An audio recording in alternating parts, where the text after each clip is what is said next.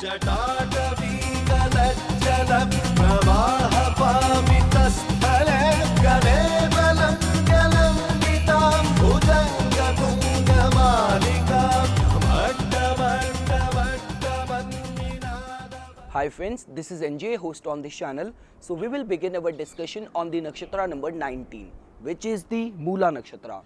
This is just going to be an introductory video where we will try to understand the symbol associated with this nakshatra, the deity presiding on this nakshatra, and a brief idea about the nature and functioning of this nakshatra.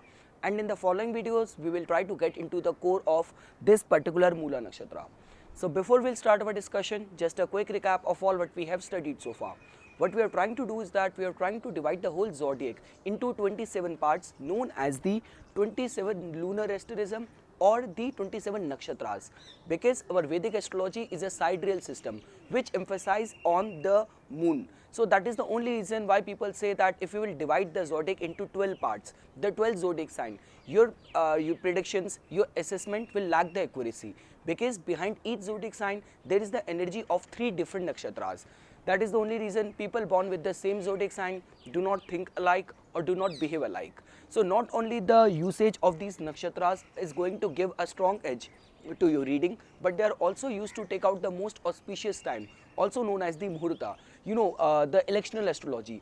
Because whenever ancient sages, they looked at the sky, they saw these stars as the source of our soul, the eternal light, the cosmic creator. They saw the bestower of all of our karmas up there in the sky in the form of these nakshatras, in the form of these stars only. So that is the mythological, the spiritual and the application aspect of the nakshatras, which all we have discussed in the introductory videos. Now we will start fresh on this nakshatra number 19.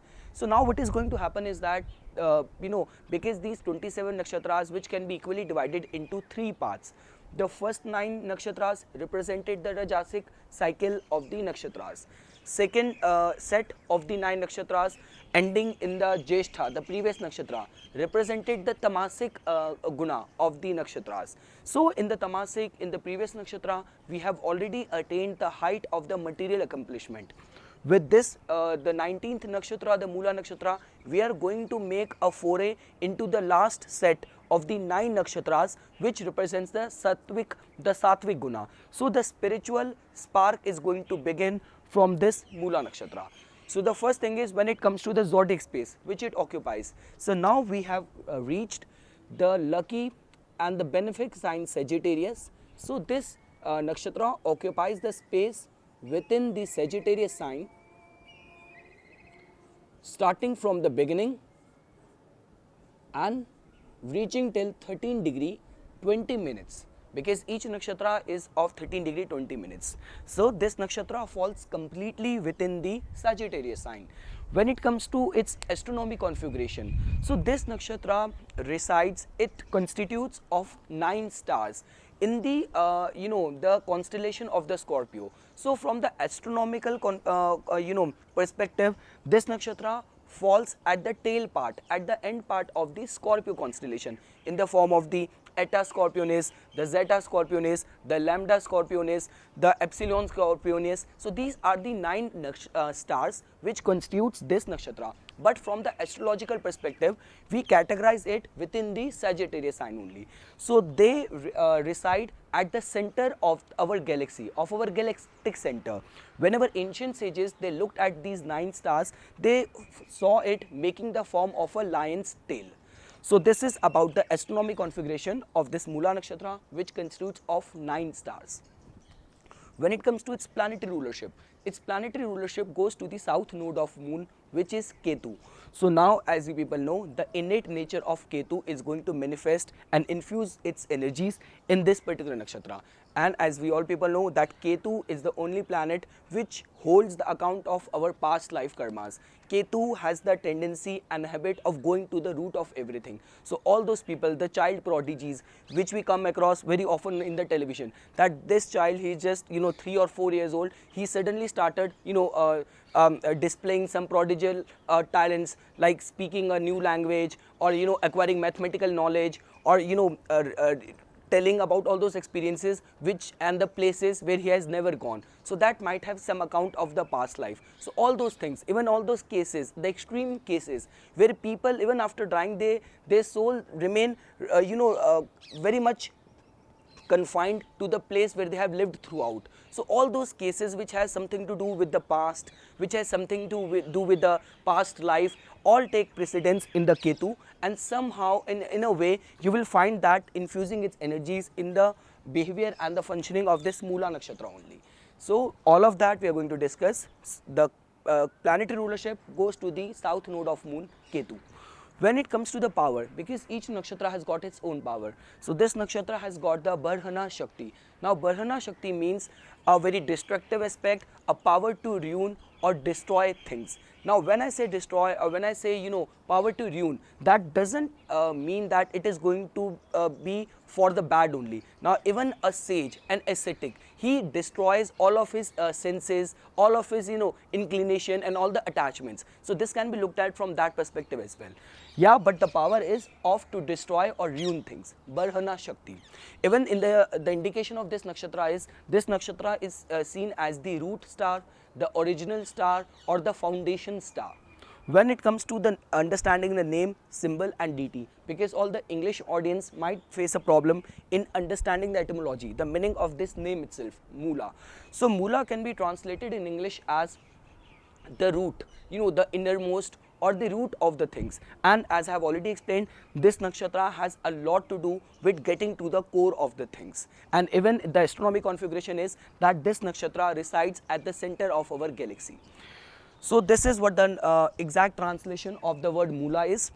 When it comes to the symbol, so the symbol associated by our ancient sages to this nakshatra is of a tight bunch of roots. So as you can just by contemplating and pondering over the roots only, you can get to know a lot about the functioning of this nakshatra. What do we get to know from the roots? First of all, root just resides beneath the surface of the ground. So that also tells about the hidden aspect, the hidden propensities, the hidden tendencies of this nakshatra. And again, the rulership of Ketu also represents all of that, all those things which are hidden from us. The second thing is, from the roots we also get to know that they penetrate beneath the ground. So that also tells about the secretively and researchful tendency of this nakshatra.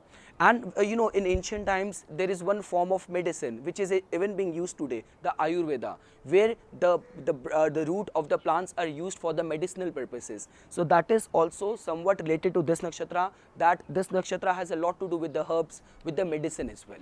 So all of that you will find taking sync in this nakshatra. So the symbol associated with this nakshatra is of a tight bunch of roots. And again, the roots, like the way they are tied bunch of roots, so which also tells about the one pointedness inherent in this nakshatra. Because first thing is that the exploratory, the researchfulness we have discussed, but even to remain very strongly convicted in that research, in that purpose, you also need to have a strong conviction, also need to have one pointedness, the focus. So that also you will find in the functioning of this Mula nakshatra. When it comes to understanding the deity, from where you get to know a lot about any nakshatra, the presiding deity. So the Niriti, the goddess Niriti has been assigned as the presiding deity of this nakshatra. Now goddess Niriti, she is the goddess of the destruction. She resides, she rules the kingdom of the destruction, the calamity. And from other aspect, Niriti in the other text, it has also been related equivalent to the goddess Kali, the ferocious form of the Durga, the goddess Dhumavati, and Alakshmi, the goddess Lakshmi, which represents prosperity. So the opposite of the goddess Lakshmi is Alakshmi. So all of that, and specifically the goddess Niriti has been assigned as the presiding deity of this nakshatra. And goddess Niriti, she has been believed to be the daughter of the unrighteousness, of the the violence, and she is the mother of the fear and death.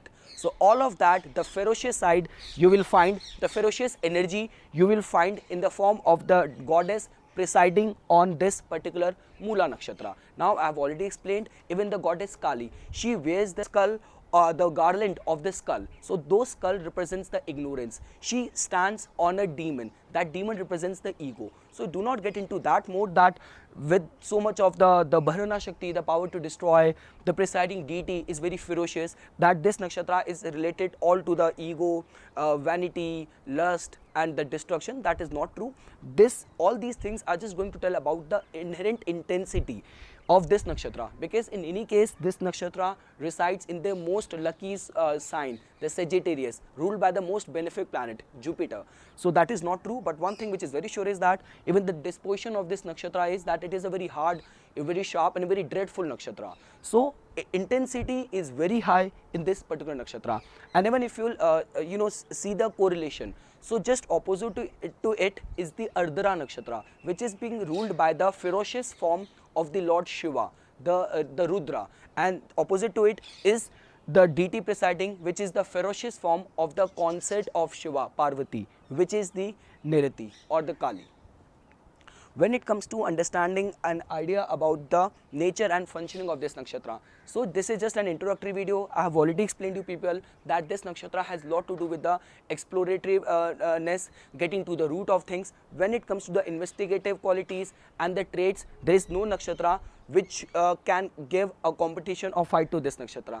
Their investigative qualities are the peak amongst all the nakshatras, and it has been seen that just because the rulership of the Ketu, that whenever these people are in need of some help, so they get some kind of magical powers or some kind of help come to their way. So let's say for example you are facing troubles in your financial aids, you're not able to manage your finances and you're going through all kind of crisis.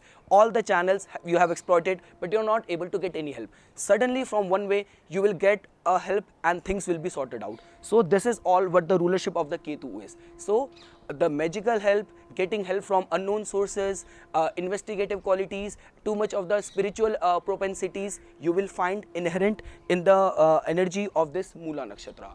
So this is all what I wanted to say as my take on the introductory video. I hope you guys found this video informational. For further more updates and notification on astrology, please subscribe my channel and like my Facebook page. Thanks. चिदानन्दरूप